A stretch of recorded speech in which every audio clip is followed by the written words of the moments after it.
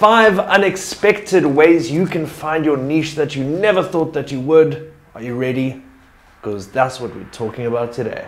There is a balance that we need to strike, and the balance is, how do I find my place in this world and make that place some place that I actually want to be in?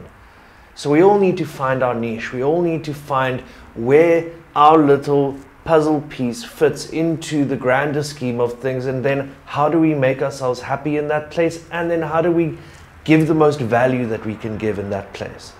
So I think a lot about this because I want entrepreneurs to be a little bit more thoughtful about the long-term commitments that they make. So many people, instead of looking for where they belong, they think of where's popular. Like, oh, fidget spinners are popular. It's 2018, so fidget spinners, like Google, if you like watching this in the future. But fidget spinners are really popular, but they're popular right now. You can't be selling fidget spinners in the future, which is why I just had to explain to someone from the future what a fidget spinner is, because it's a fad. It's not going to be interesting in 2 years' time. It might not even, I don't even know if it's still interesting now, but people have started these businesses that sell these things. So you need to find your place. And your place is not going to be something that's temporary, because you're going to be on this earth for between 50 and 100 years if you're lucky. So you have to make a long-term decision about where it is that you see yourself. And sometimes there are unorthodox ways in which you can find what that place might be. Now, before I continue with this thing, I need to make it clear that yes, having a long-term vision for yourself is something that is incredibly useful. It helps me stay calm. It helps the people I help stay calm. It makes things seem calmer. But you don't have to have it all figured out. That's really important. Me talking about what do you want to do for the next 10 years, 20 years, 50 years to 100 years, like, you don't need to feel that pressure right now. But sometimes knowing what your niche is, or finding a way to think about your niche, gives you a great place to start. So let's do it from there. So the first thing that you can do to have a better understanding about where you fit and what your niche might be is to ask yourself uncomfortable questions. So when I was younger, I would do this thing where I would be in bed at night and I would think about my day, or think about what I'm doing, or my mission, or whatever is going on in my life. And the way in which I would think about it is I would imagine myself being interviewed, because if you're interviewed, like now it's being filmed, it's like a permanent way of answering things. It means that it's not just what you think, it's what you mean. So an interview is a cool way to get that feeling of pressure of you need to have the right answer about what it is that you really mean here. So I would ask myself questions, and some of the questions that you learn to ask yourself after you've been asking yourself uncomfortable questions for a while is that you think that you know the answers to these questions, but then you ask them and you realize that there are more questions that follow, and then even more questions that follow. So asking yourself uncomfortable questions is a way to understand not only what you believe in, but what you don't believe in. It's what you stand for and what you don't stand for. And sometimes asking ourselves the questions that we really wouldn't want anyone else to ask us is a way for us to get to know ourselves and to figure out the blind spots about what it is that we're worrying about in our lives. So to find your niche by asking yourself uncomfortable questions, you could say to yourself, what don't I want to be? You can ask yourself, do I want to be like my dad? Do I want to be like my mom? Do I want to be like anyone I've ever met? If not, what am I going to do about it? Where am I going to go? Where am I going to start? Who could I look up to?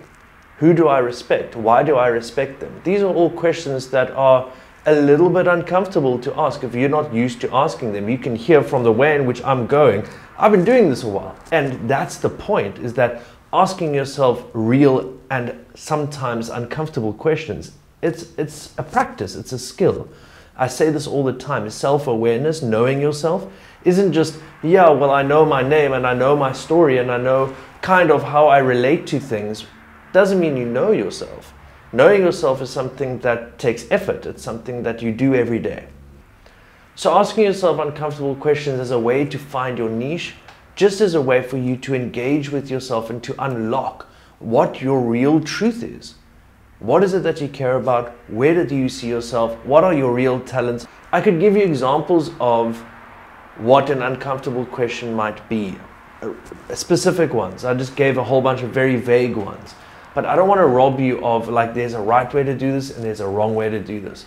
If it feels a little bit uncomfortable, go there.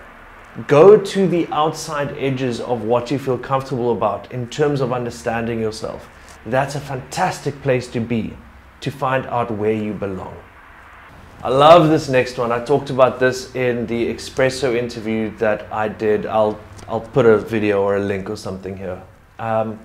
Take daydreaming seriously.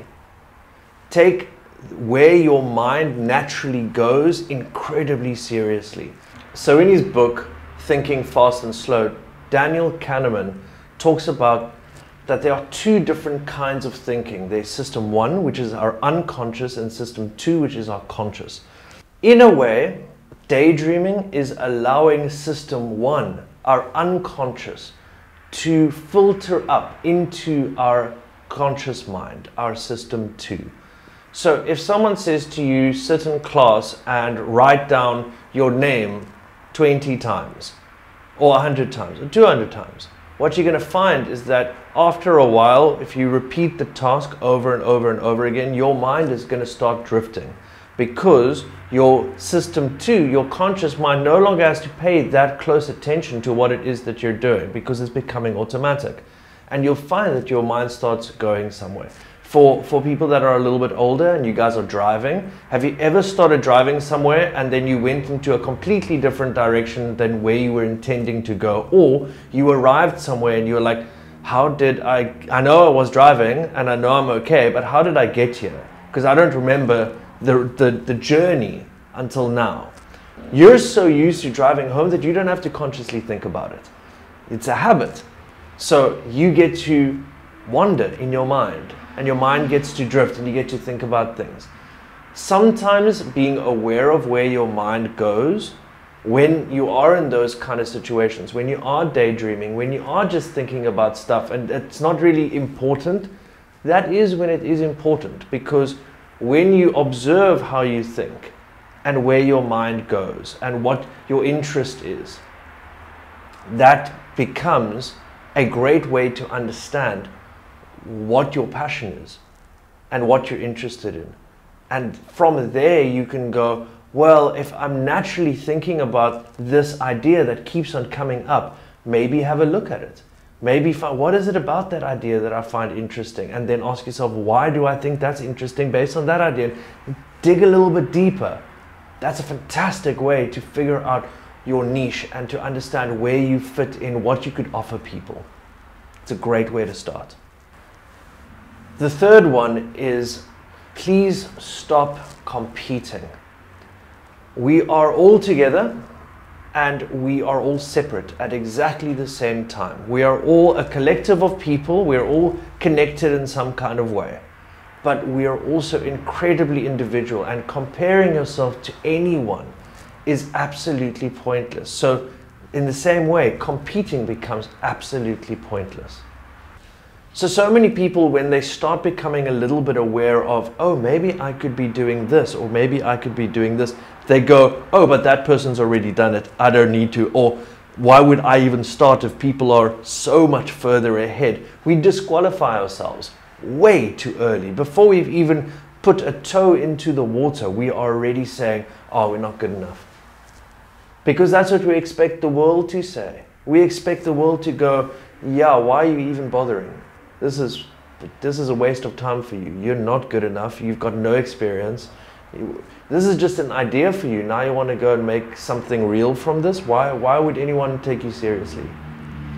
We say that to ourselves long before we hear it from anyone else. Do not compare or compete. It is absolutely pointless. You're on your own journey. It is individual. It is just you. And I promise you, anything that you do 50 years from now, you will be the only one who remembers it. So make it worthwhile. There is absolutely no reason for you to be comparing yourself in terms of what you want to try. When you step into trying your niche for the first time, or go, ooh, maybe I try this, maybe I try that. Oh, I want to learn about that. I want to see what that's like. There's no pressure. It's like a menu that you are creating at the restaurant that is your life or is your working life. And you get to go, oh, for a starter, today on Monday, I want to focus on this that I'm interested in. And on Tuesday, I'm going to go to Maine and I'm going to spend the entire day focusing on that. Now, we don't always have that time, but that could be a weekend. And in the evenings, and there's always time to find opportunities to discover what our niches might be and what we are good at that we might never think that we are. This is a hard one, and it's a hard one because we are raised by people who want the best for us, mostly. If you're lucky, you've had incredible parents, and yes, they do deserve your respect. But giving someone respect and allowing them to determine what's right for you in your life is only going to end up with you regretting them later in life. You will resent them for them not respecting you in the same way that you respected them. Your parents must respect you. And the only way sometimes for them to respect you is by doing things on your own and allowing yourself to make mistakes. Even when they go, I told you, don't do it. I told you, don't try. I told you, don't go there. You know, we can always be pressured and we can always be influenced by the people in our lives. And sometimes it's really hard when those people are the ones who we love the most. But when it comes to discovering your niche and the thing that you believe that you could be good at, from me, I would much rather see you try and fail when you know that that's something that you're good at and you've seen other people outside of your friendship group, outside of your family, other people who don't know you have told you that you're good at it. Then just keep pushing. Keep on doing the thing. Because too many people have stopped doing what they could have been incredible at because of what other people have told them they should be doing. Don't fall into that trap. It's not worth it. So this is the last one. So a lot of people go, oh, I'll need to find my niche and then I'll only be doing that one thing. It's not true. Having a niche doesn't mean that you're only good at one thing. So me, I love strategic marketing, I love communication, I love branding, I love emotional development, psychology, I love songwriting, creativity, writing. What else? I do a lot of stuff and I've taken 15, 20 years of my life discovering these things because I was lucky enough to be given the chance to. I was encouraged to. Not everyone is that privileged. Not everyone is that lucky, which is why I'm making this video for you right now, to remind you that you get to explore. You are complex, you are beautiful, you're incredible. There's so much that you are still going to learn about yourself, and no matter how old you are, I don't care if you're 45, there is stuff in your life that you're still going to get to know. The story is never over. So when it comes to your niche and what it is that you can bring of value to other people, because that's what your niche is. Your niche is, what do I do specifically that I love, that other people love me for doing? That's what a niche is. What can I do that will bring value to people that only I'm really, really good at, that I know of, that I can do for people? And sometimes the best way to do it is by combining stuff. So right now, what am I doing? I'm combining emotional development ideas together with entrepreneurship ideas, together with my ability to speak and all of those things. And then there's a video camera here and there's lights, and I know a little bit about production because I've learned about that. There's all this stuff going on.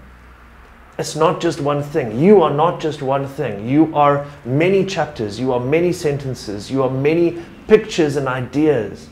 Allow each of those pieces to flourish and discover yourself every single day anew. I like that one. So if you guys want to take part in this, just go say hi, tell me how you're feeling, what this brought up for you, what you thought about it, and then I will come back to you. I'll say hi, we can have a conversation. That'll be cool. It's kind of why I'm doing these videos. And then if you really liked it, click like, because that's why it's there. And then if you want to see more of me, which I hope that you do, and that this is useful for you, else why am I doing this? I enjoy it, but do you enjoy it? subscribe. That's good. And then if you never want to miss the next one, there's a bell next to the subscribe. Click on that. That's the money. That's the money. All right. Beautiful things. Take care. Have a fantastic time. And I'll check you soon. Bye.